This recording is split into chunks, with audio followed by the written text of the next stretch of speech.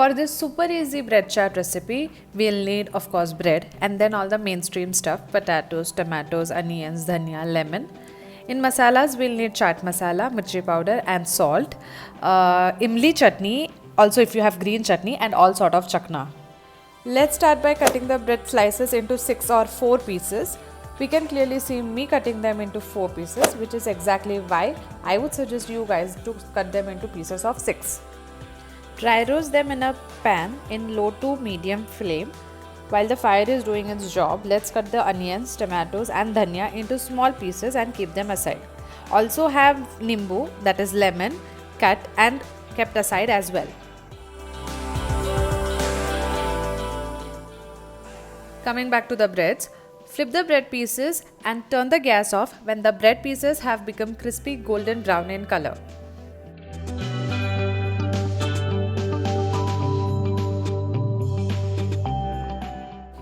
Take the boiled potatoes in a bowl and mash them. Add 1 spoon of mirchi powder, salt swad anusar, 1 spoon of chaat masala.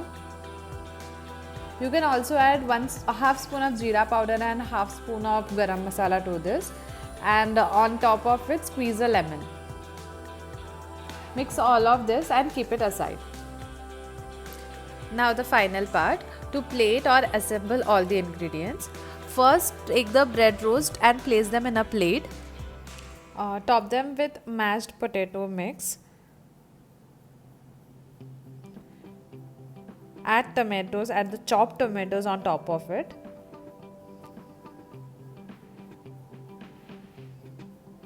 A drop of tamarind chutney.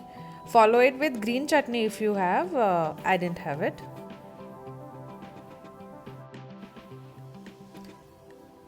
Add onions on top of this. And then squeeze half a lemon on this. And now finally the fun part. You can add whichever chaknas of your choice. I have added sev, masala peanuts and bundi to this. You can also have dal added to this. Finally garnish it with dhania. Add some more peanuts on the top and squeeze a lemon as well.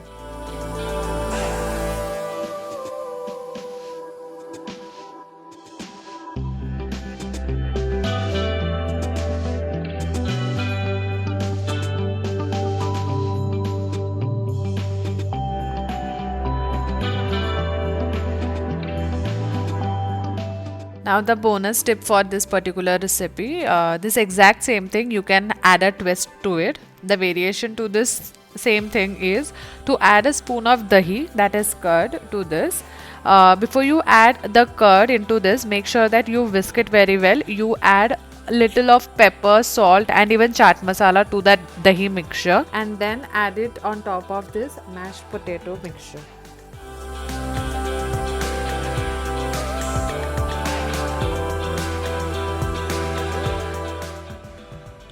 The rest of the recipe is just like the one we did before this. We continue with the tomatoes and onions and dhania and imli chutney. Then followed with whichever namkeens are available. Sev, peanuts, bundi, dal, all of those.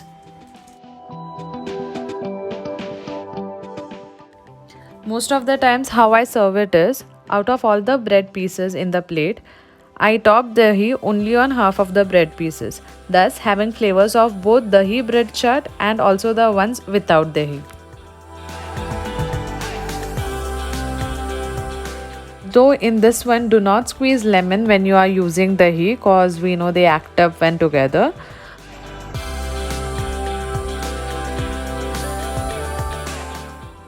And yeah, bread dahi chaat is ready. Make sure that this is served as soon as it's prepared, because we don't want the bread to get soggy with all the vegetables and dahi on top of it.